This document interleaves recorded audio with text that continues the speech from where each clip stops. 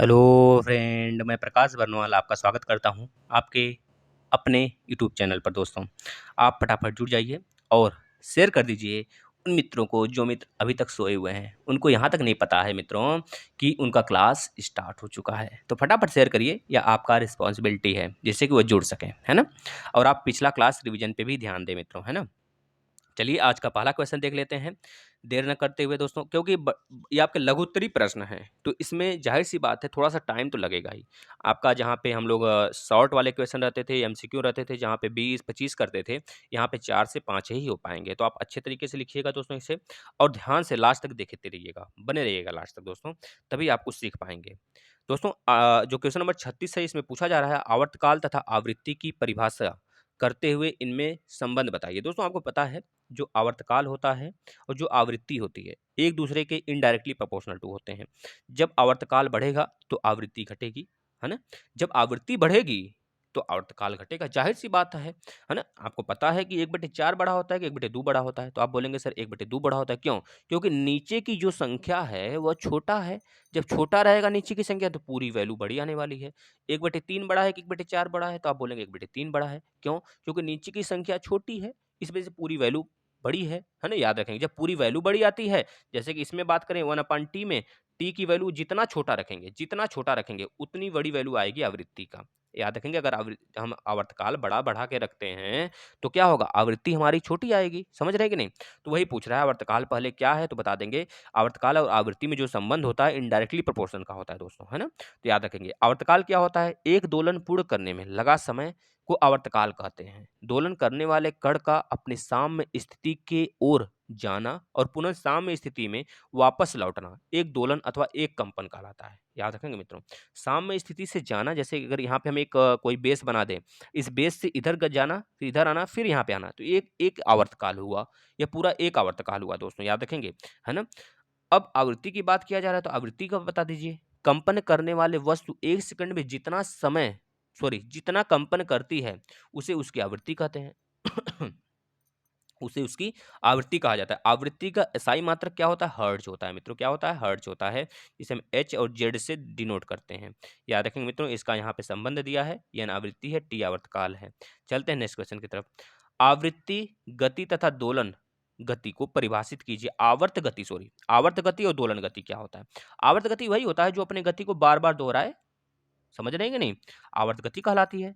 जैसे अगर बात करें हम, देखिए, जैसे घड़ी आपकी क्या है, घड़ी जो आप देखते हैं, वॉच क्या है, वो एक तरह से आवर्त गति ही तो करता है, अपने ही धुरी पे बार बार घूमता रहता है। जैसे अगर किसी खूंटे में बैल को बांध दें, तो बैल क्या करेगा, चारों तरफ नाचेगा, तो क्या करेगा, आवर्त गति कर रहा है। जैसे हमारा सन है, सन के चारों तरफ सारे आपके जो प्लेनेट हैं वो क्या कर रहे हैं, आवर्त कर रहे हैं, घूम रहे हैं, तो क्या है, आवर्त गति है। समझ रहे कि नहीं? जिसे हम क्या कहते हैं, रिवॉल्यूशन कहते हैं दोस्तों। रिवॉल्यूशन और रोटेशन, रिवॉल्यूशन जो होता है पूरे ग्रह करते हैं सन के अराउंड में, लेकिन जो रोटेशन होता है वह ग्रह जो होते हैं अपने एक्सिस पे जो घूमेंगे उसे रोटेशन कहते हैं दोस्तों, घूर्णन कहते हैं। ये बातें आपको पता होना चाहिए, पता भी होगा, क्योंकि हमने बहुत बार बताया है दोस्तों, हर बार रिवीजन कराते हैं आपका। तो आप ध्यान से सुनते रहिएगा, जिससे आपको सारी बातें क्लियर होती चली जाएंगी। दोस्तों, आप अच्छे तरीके से ध्यान लगाकर जब वीडियो देखते हो तो ध्यान लगाकर देखिए, नहीं तो फिर बाद में देखिए, क्या जरूरत है ऐसे समय देखने का जिस समय आपका मन ही ना लगे पढ़ने में, है ना। बाद में लेकिन जरूर देखना है आपको। आवर्त गति समझ में आ गया क्या होता है? अगर बात करें अब दोलन गति का, दोलन गति अभी हमने आपको समझाया। जब कोई पिंड किसी साम्य स्थिति के लेफ्ट और राइट गति करती है तो इसे क्या कहते हैं, दोलन गति करते हैं। एक दोलन का पूरा होगा, जहां से गया उसी जगह फिर से वापस आना, एक दोलन कहलाता है। याद रखेंगे मित्रों, है ना। नेक्स्ट क्वेश्चन देखते हैं। एक स्वरत्र एक स्वरित्र का आवर्तकाल 1/256 सेकंड है, इसकी आवृत्ति ज्ञात करिए। तो सिंपल से तो है दोस्तों, अगर एक स्वरित्र का आवर्तकाल दिया है आपको, आपको पता है n बराबर 1/t होता है, और आवर्तकाल दिया है 1/256, तो t के प्लेस पे रख दीजिए 1/256। अब 1/256 रखेंगे, 256 ससुरा ऊपर जाएगा, तो n बराबर कितना आ जाएगा, 256 कंपन प्रति सेकंड, यानी कि क्या होगा, हर्ट्ज होगा मित्रों, हर्ट्ज, जो कि आवृत्ति का मात्रक है। नेक्स्ट देख लेते हैं। प्रयोगशाला में बनने वाला पहला कार्बनिक यौगिक कौन है दोस्तों? आपको पता है पहला कौन था, NH2CONH2। इसका नाम क्या था भैया, यूरिया। यूरिया में सबसे ज्यादा पता है आपको, नाइट्रोजन 44% होता है। आपको पता होना चाहिए, ये सारी तथ्य हैं दोस्तों, है ना, पता होना चाहिए। अब यूरिया की बात हुई है, तो प्रयोगशाला में बनने वाला पहला कार्बनिक यौगिक यूरिया है, यह बातें कहा है। यूरिया का संश्लेषण कब हुआ था? तो बता देंगे सन 1828 ईस्वी में होलर, कौन दोस्तों? होलर नामक वैज्ञानिक ने किया था। उन्होंने यह भी बताया था कि सर्वप्रथम प्रयोगशाला में जो कार्बनिक यौगिक है वो यूरिया ही है ना? याद रखेंगे दोस्तों, वही संतुष्ट मतलब वही इसकी पुष्टि किए थे, है ना? याद रखें, यूरिया अमोनियम साइनेट को जब गर्म करते हैं हम NH4CnO को जब गर्म करते हैं तो बन जाता है क्या? अमोनिया, सॉरी यूरिया, अमोनिया नहीं, अमोनिया तो NH4 होता है और सॉरी NH4 यही होता है ना। अगर बात करें दोस्तों मेथेन क्या होता है, तो बता देंगे मेथेन CH4 होता है ना, यही तो होता है। दोनों में अंतर थोड़ा ध्यान से आप बना के रखिए, नहीं तो अमोनिया और मेथेन में बहुत ज़्यादा दिक्कत होती है। तो याद रखेंगे यूरिया पहला था जो प्रयोगशाला में यूज किया गया था। इसे दोस्तों बोला जाता है पहला प्रयोगशाला केमिकल के नाम से भी इसे जाना जाता है, याद रखेंगे दोस्तों, है ना। अब देखिए, संतृप्त हाइड्रोकार्बन असंतृप्त हाइड्रोकार्बन कितनी बार बता चुके हैं। यहाँ पे कौन बच्चा ऐसा है जो नहीं कर पाएगा, हमें ये बता दो भैया। कौन सा बच्चा है जो नहीं कर पाएगा? सारे बच्चे कर लेंगे, हमें पता है। जो बच्चे स्टार्टिंग से जुड़े हैं वो तो इसे फोड़ देंगे। तो जो संतृप्त हाइड्रोकार्बन का मतलब होता है ऐसे हाइड्रोकार्बन जिसमें कार्बन कार्बन के मध्य में एकल बांड यानी कि सिंगल बॉन्ड बनते हो, सिंगल बॉन्ड। जैसे CH4 हो गया, C2H6 हो गया, C3H8 हो गया, C4H10 हो गया। तो जैसे methane, ethane, propane, butane, pentane, hexane, heptane, octane, नेन और डेक, हमने बताया है। बताया है कि नहीं भैया? बताया है ना, CnH2n+2 करके, यही तो होता है एन का फार्मूला। इन का फार्मूला क्या होता है? CnH2n होता है। आयन का फार्मूला होता है CnH2n-2 होता है। अगर CnH2n-2 है और CnH2n है तो यह दोनों क्या बनाते हैं दोस्तों? क्या बनाते हैं? डबल बॉन्ड और ट्रिपल बॉन्ड। ये दोनों होते हैं असंतृप्त हाइड्रोकार्बन, याद रखेंगे, है ना। बात कर लेते हैं 41 क्वेश्चन का, 41 क्वेश्चन के नंबर का बात कर लेते हैं। जलीय जंतुओं में अनुकूलन पर टिप्पणी लिखें। जलीय जंतु में अनुकूलन का टिप्पणी लिखिए। दोस्तों, आकृति, आकार, रंग, रूप, संरचना, आवास संबंधी लक्षणों में ऐसा परिवर्तन जो सजीव को विशेष पर्यावरण में सफलतापूर्वक जीवित रहने में सहायक होता है, अनुकूलन कहलाता है मित्रों। इतनी बातें याद हो गई आपको? याद हो गई ना, तो बहुत अच्छी बात है। जलीय वातावरण में रहने हेतु शरीर को सुरक्षा की आवश्यकता होती है, आपको पता है दोस्तों। अगर हम लोग थोड़ी सी अगर कपड़े धुल लेते हैं या फिर थोड़े से पानी में कुछ काम कर लेते हैं, जो माताएं मतलब जो मम्मी लोग करती हैं घर में, उनका देखते होंगे हाथ में क्या हो जाता है, थोड़ा थोड़ा लगता है कि पानी से सूज गया है ना, चमड़ी सिकुड़ जाती है ना। तो बस मछलियों में नहीं होता है ऐसा, क्यों? क्योंकि वो जलीय जंतु हैं दोस्तों, उनमें जल रोधक सल्क पाया जाता है। कौन सा सल्क? जल रोधी सल्क पाया जाता है, याद रखेंगे, है ना। इनमें श्वसन के लिए विशेष रचनाएं जल क्लोम यानी गलफड़े बनाए होते हैं, याद रखेंगे मित्रों। बहुत सारी मछलियां होती हैं जो गलफड़े से सांस लेती हैं, बहुत सारे नहीं, सारी की सारी लगभग, एक दो होती हैं, हम कभी आपको बता देंगे। जो मछली तो लगती है देखने में, लेकिन मछली रियल में नहीं होती है ना। तैरने के लिए इस इनका शरीर धारा रेखित तथा चपटे पंख होते हैं। मछलियों में आँखों की जो सुरक्षा होती है दोस्तों, निमेषक पटल पाया जाता है उसमें, इस वजह से हो पाती है। देखते हैं उनमें एक पटल थोड़े होता है, जैसे हम लोग के ऊपर जो पलक होती है आँख की, वैसे उनमें होता है क्या? नहीं होता है। उनमें निमेषक पटल पाया जाता है, जिससे उनकी आँखों की सुरक्षा होती रहती है, जिससे मछलियाँ आसानी से तैर पाती हैं, उनकी आँख वगैरह में पानी वगैरह नहीं जाती है, याद रखेंगे मित्रों। नेक्स्ट देख लेते हैं 42 क्वेश्चन का आंसर दोस्तों। स्थलीय जंतुओं में अनुकूलन कैसे होता है, समझाइए कैसे होता है अनुकूलन स्थलीय जंतुओं में।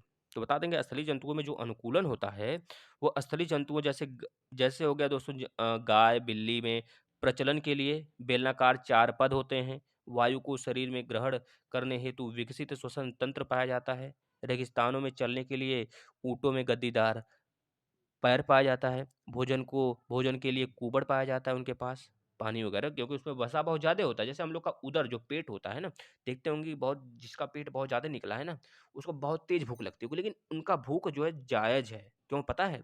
क्योंकि अगर 1-2 दिन वो खाना नहीं खाएँगे दोस्तों ना, तो उनके उदर से, उनके पेट से वह कलेजे की जो वसा होती है वो निकल कर उनके पाचन में काम कर देगा। लेकिन जो पतले होते हैं, जिनके पेट बिल्कुल सटे होते हैं, जिसे बोला जाता है सिक्स पैक बनाए भैया, है ना? बताएगा किसके पास सिक्स पैक है भैया, है ना। तो ऐसे लोग जो इसके पास सिक्स पैक होता है, उनको डेली अपने जो कह लीजिए कि जो आदी होते हैं खाने के लिए, जो डाइट वगैरह होती है वह लेते रहते हैं दिन प्रतिदिन। और वह क्या होते हैं दोस्तों? पतले होते हैं। उनके पेट जो होते हैं, उदर होता है, उनमें वसा की कमी होती है। कहा जाता है उनकी जो चमड़ी होती है बिल्कुल भी, कह लीजिए कि मसल्स वगैरह उसमें बहुत कम होते हैं, है ना, याद रखेंगे मित्रों। इसी तरह स्थलीय जंतुओं को अनुकूल रहने के लिए हमने बता दिया आपको क्या-क्या, जैसे कि अलग-अलग जगह जीव-जंतु हैं, तो अलग-अलग जगह सर्वाइव करेंगे, है ना? तो इस तरह आप बता देंगे। स्थलीय जंतुओं में अनुकूलन की विशिष्ट उदाहरण है, जैसे ऊँटों के पास गद्दीदार पैर होना, जैसे जो कि रेतों में चलने के लिए सहायक होते हैं, है ना? पता होना चाहिए आपको ना। 43 43 क्वेश्चन का आंसर देख लेते हैं। गोली दर्पण कितने प्रकार के होते हैं? गोली दर्पण 2 प्रकार के होते हैं, एक उत्तल दर्पण, एक अवतल दर्पण। उत्तल दर्पण में जो फोकस दूरी होती है धनात्मक होती है, अवतल दर्पण में ऋणात्मक होती है। आपको पता है ना, फोकस दूरी और त्रिज्या में संबंध F इक्वल टू R/2 होता है। क्या होता है? यही होता है ना, R/2। F equal to R/2 ही ना होता है भैया। क्या होता है? यही होता है। याद रखेंगे, F इक्वल टू R/2, जिसमें कि फोकस दूरी उत्तल दर्पण वाला जो होता है, वो धनात्मक होता है, अवतल दर्पण वाली फोकस दूरी ऋणात्मक होती है। अगर बात करें दोस्तों उत्तल दर्पण की, तो उत्तल दर्पण में आपको पता है 2 तरह के हम दर्पण अगर बना दें, दोनों के दोनों दर्पण बना दें, ऐसे एक ऐसे। जब बाहर की तरफ कलई की होती है, तो इसे बोलते हैं क्या? अवतल दर्पण। क्योंकि यह क्या होता है भैया, ये अगर यहाँ से मुख्य अक्ष जा रही है, यहाँ पे फोकस है, तो मुख्य अक्ष के समांतर कोई भी रेखा जाएगी तो इस फोकस पे होके जाएगी। लेकिन इसमें अगर अंदर की तरफ कलई की गई है, तो यह होगा उत्तल दर्पण। और यहाँ पे जितनी भी लाइनें जाएँगी, हमको मिलती हुई प्रतीत होंगी फोकस पे मिलती हुई प्रतीत होंगी। यह निकल जाएँगी ऐसे, ऐसे आएँगी तो ऐसे निकल जाएँगी, लेकिन मिलते हुए प्रतीत होंगी फोकस पे। इसे बोला जाता है अवतल दर्पण। यानी कि यह क्या काम कर रहे हैं? यह रेखा को फैला रहे हैं, जो प्रकाश की किरण आ रही है, स्ट्राइक हो रही है, उसको फैला दे रहा है। उत्तल दर्पण, और लेकिन अवतल दर्पण क्या कर रहा है? सिकुड़ रहा है। तो इसे ही बोलते हैं, सिकुड़ने को ही बोलते हैं क्या दोस्तों? कन्वर्जेंट, है ना? अभिसारी। इस वजह से उत्तल दर्पण को अवतल दर्पण को अभिसारी लेंस भी कहते हैं, और उत्तल दर्पण को अपसारी लेंस यानी कि डाइवर्जेंट लेंस के नाम से भी जानते, सॉरी, दर्पण, डाइवर्जेंट दर्पण के नाम से भी जानते हैं। अगर यहीं पे लेंस की बात करें, तो जैसे अवतल दर्पण होता है, उसी तरह बिल्कुल सेम टू सेम दोस्तों वर्क करता है आपका उत्तल लेंस। याद रखेंगे, जैसे उत्तल दर्पण होता है, उसी तरह सेम सेम बिल्कुल वैसे ही काम करता है अवतल लेंस। याद रखेंगे, सारी चीजें याद हो गई। चलते हैं नेक्स्ट दोस्तों। देखिए, आप जितने फैक्ट्स बटोर सकते हैं उतने फैक्ट्स बटोरिए, है ना? देखिए, यह क्वेश्चन आ गया। एक समतल दर्पण की फोकस दूरी अगर 20 सेंटीमीटर है, तो वक्रता त्रिज्या बताइए। F इक्वल टू R/2, यानी कि हो जाएगा भैया 40। F इक्वल टू R/2, अगर F की वैल्यू दिया है, R की वैल्यू पूछ रहा है, तो 20 का गुणा 2 में कर देंगे, 40 हो जाएगा कि नहीं? बताइए, सिंपल था। चलते हैं नेक्स्ट क्वेश्चन की तरफ। प्रौद्योगिकी किसे कहते हैं? विज्ञान के नियमों तथा सिद्धांतों के अनुप्रयोग से मानव हित में संसाधनों का निर्माण ही प्रौद्योगिकी कहलाती है। जैसे आपको पता है दोस्तों, उद्योग धंधे क्यों बढ़ रहे हैं दिन पे दिन? अब आप यह नहीं बोलेंगे सर कि सरकारी नौकरी घट रही है। सरकारी नौकरी तो घट रही है, या तो सरकार की लीला है, जो जो हम लोग को पता है। आने वाले समय में एक भी वैकेंसी वैकेंसी तो आएगी, लेकिन 4, 5, 10, 15, 20, 25 ऐसे वैकेंसी आएँगी, जिसमें पता है कौन होगा भर्ती? कौन होगा पता है?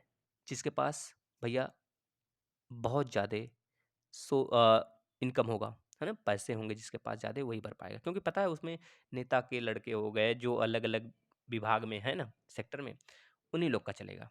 समझ रहे हैं कि नहीं? तो आप मेहनत करिए, किसी तरह सेटल हो जाइए, तो अपने बच्चों का भविष्य तो बना सकते हैं भैया। समझ रहे हैं कि नहीं? तो विज्ञान के नियमों तथा सिद्धांतों के अनुप्रयोग से मानव हित में संसाधनों का निर्माण ही प्रौद्योगिकी कहलाता है। आज प्रौद्योगिकी की ही देन है कि कंप्यूटर द्वारा इंटरनेट के माध्यम से घर बैठे देश विदेश की खबरों को हम चंद मिनटों में जान लेते हैं। यह बात कही जाती है कि प्रौद्योगिकी ने विज्ञान का विकास किया है। अच्छा, विज्ञान ने प्रौद्योगिकी का, या फिर प्रौद्योगिकी ने विज्ञान का विकास किया है? बताइए। तो हम तो ज़्यादातर, अगर हमारा मानना है, तो हम यह कहेंगे कि विज्ञान ने ही प्रौद्योगिकी का विकास किया है दोस्तों। अगर विज्ञान साइंस नहीं होता, तो शायद ही प्रौद्योगिकी आगे बढ़ पाती। मतलब साइंस हम जानते होते, तब तो बहुत पहले ही आगे बढ़ गए होते। लेकिन साइंस क्या हुआ, धीरे धीरे जब हम लोग शिक्षित होने लगे, जानने लगे, तो क्या हुआ, आगे बढ़ने लगे। जैसे आपको पता है, पहले आपको पता है कुछ ही साइंटिस्ट थे जो साइंस के बारे में जानते थे, जो कि चैडविक ने, दोस्तों पता है आपका, न्यूट्रॉन की खोज किया। रदरफोर्ड ने, आपको पता है दोस्तों, प्रोटॉन की खोज किया, है ना? आपको पता है दोस्तों ना, सॉरी, रदरफोर्ड ने ईटा पर ईटा पर तो प्रोटॉन की खोज किया, है ना? इलेक्ट्रॉन की खोज जे टॉमसन ने किया, है ना दोस्तों? मतलब कि बहुत सारे, जैसे कि बल्ब का आविष्कार किसने किया? जेम्स वाट ने किसका आविष्कार किया? भाप इंजन का। टेलीफोन का आविष्कार किसने किया दोस्तों? एक्सरे का आविष्कार किसने किया? राउंटजन ने। मतलब यह लोग चुनिंदा लोग थे, जो दोस्तों पढ़े लिखे थे। मतलब कि कह लीजिए कि यही लोग साइंस वगैरह के बारे में अपना दिमाग चलाते थे। अगर उस समय सारे लोग चलाते ना, तो अंग्रेज को आपका पलायन कर गए होते। इंडिया से, है ना? अगर हिंदुस्तान के लोग चलाते तब हिंदुस्तान को पढ़ने का मौका ही नहीं दिया जाता था। समझ रहे? अगर पढ़ लेंगे तो अंग्रेज़ का कहना था भैया हम तो सफाया हो जाएँगे। समझ रहे हैं कि नहीं? नेक्स्ट क्वेश्चन की बात कर लेते हैं। विज्ञान और प्रौद्योगिकी का लाभ एवं हानियाँ बताइए। तो दोस्तों आपको पता है विज्ञान की बढ़ोतरी देखिए हम आपको बताते हैं कृषि क्षेत्र में जैसे विज्ञान बढ़ गया तो हम लोग ट्रैक्टर यूज़ करने लगे और कह लीजिए कि खुरपा-खुरपी वो खत्म हो गया। कीटनाशक दवा छिड़कने के लिए हम लोग मशीन यूज़ करने लगे। आपको पता है कटाई के लिए उसको दवाई के दवा जैसे गेहूँ वगैरह उसको दावा जाता है ना, दबाने के लिए मशीन हो गया। पहले क्या करते थे लोग काम हाथ से करते थे, लोग स्वस्थ रहते थे। लेकिन अब मशीन जितनी ज़्यादा टेक्नोलॉजी बढ़ रही है, हम लोग क्या होते जा रहे हैं कम कह लीजिए तो कामचोर होते जा रहे हैं। मशीन लाए भैया 10 पैसे 20 पैसे एक्स्ट्रा लगेंगे, बस और क्या होगा? ऐसे क्या होगा? अब अगर अगर अचानक से किसी घर की महिलाएँ, औरतें अगर किसी घ मज़दूर को लगा दें, उसका तबीयत ही खराब हो जाएगा। क्यों? क्योंकि पता है, वो 1 साल, 2 साल, 3 साल छोड़ चुका है, क्योंकि मशीन से हो रहे हैं काम ना। तो इस वजह से हानि भी है और लाभ भी है। ईंधन के रूप में देख लेते हैं, जैसे आप पहले खाना बनाते थे, भैया किस पे लकड़ी से बनाते थे, गोबर जो उपला होता था, गोबर के उपले होते थे, उससे उस पे खाना बनता था। सूखी पत्तियाँ होती थी, उसको जला के खाना बनता था, है ना? जो कि मध्य प्रदेश में सबसे ज़्यादा प्रचलित है ये चीज़ें, याद रखेंगे। लेकिन अब क्या हो गया? एलपीजी आ गया, एलपीजी सिलेंडर सबके घर में आ गया। आपको पता है उज्ज्वला योजना जो 2015 में स्टार्ट हुआ था, उसके थ्रू सरकार ने तो सबको दे दिया गैस सिलेंडर, लेकिन पता है 1-2 सिलेंडर दिए, उसके बाद पता है क्या हुआ? वो सिलेंडर उसी तरह पड़ा है सबके गाँव में। क्यों? क्योंकि पता है उनको भराने के लिए पैसा ही नहीं है उनके पास। अरे जब दिए हो भैया तो उनके लिए पैसा का रिफंड करो कुछ, कुछ काम करो तो उनके लिए। तभी तो क्योंकि वो उनके उनकी औकात तो पहले थी नहीं कि हम गैस सिलेंडर ले लें। अब जब उनको आदी बना दिए हो आप तो उनको देने का तो कष्ट करिए भैया। समझ रहे हैं कि नहीं? तो ये सारी बातें। जैसे चिकित्सा के फील्ड में देख लें, अब आपको पता है पहले क्या होता था? किसी के पेट में दर्द हुआ भैया उसका काम तमाम हो गया। किसी को निमोनिया हुआ भैया उसका काम तमाम हो गया। किसी को कोई बीमारी हुई उसका काम तमाम हो गया। किसी को बुखार आया उसका काम तमाम हो गया। अब देख रहे हैं बहुत ही कम लोग बीमारी से मरते हैं दोस्तों। बड़ी बीमारियों को छोड़ दीजिए। बहुत ही कम लोग कोरोना का भी छोड़ दीजिए। आप लोग ये नहीं बोलेंगे कोरोना से बहुत सारे लोग मर गए। लेकिन बहुत सारी बीमारियाँ थी, छोटी-छोटी बीमारियाँ पीलिया से, चेचक से आपको पता है जो हमारे गुरुओं के मतलब सिख गुरु थे, सिख गुरु में जो दोस्तों छठे या 7वें गुरु अर्जुन थे। दोस्तों आपको पता है अर्जुन देव गुरु रामदास बता रहे हैं दोस्तों 1 मिनट। गुरु रामदास के पुत्र रहते हैं, गुरु रामदास ही होते हैं दोस्तों। गुरु रामदास आपको पता है इसके पहले गुरु रामदास के पहले जो था यह वंशज नहीं था, मतलब कि यह वंशानुगत क्रम नहीं था गुरुओं का। लेकिन गुरु रामदास के बाद यह वंशानुगत हो गया। तो गुरु अर्जुन देव के बाद उनके जो पुत्र आते हैं गुरु हरगोविंद सिंह, दोस्तों उनको चेचक से मृत्यु हो जाती है। उनको पता है चेचक बहुत ही बच्चों वाली बीमारियाँ हैं, उनकी मृत्यु हो जाती है चेचक से। अब आज आप सुनते हैं कभी चेचक से कोई मर गया? बहुत कम सुनते होंगे, इक्का-दुक्का भाई सुन लेते होंगे। लेकिन अगर कहें 99% चेचक से बच जाते हैं अगर जिसको हो गया। लेकिन पहले क्या था ये सब टेक्नोलॉजी नहीं थी, एक्स-रे मशीन नहीं था। आपको पता है दोस्तों, अब क्या है पेट में दिक्कत हुआ भैया एक्स-रे मशीन आ गया। अगर यह भी पता कर देगा दोस्तों अल्ट्रासाउंड से ये भी पता चल जाता है किसके पेट में बच्चा है कि बच्ची है। मतलब कि लेडीज़ मतलब कि बोलते हैं गर्ल्स है कि बॉय है ना? ये पता चल जाता है ना?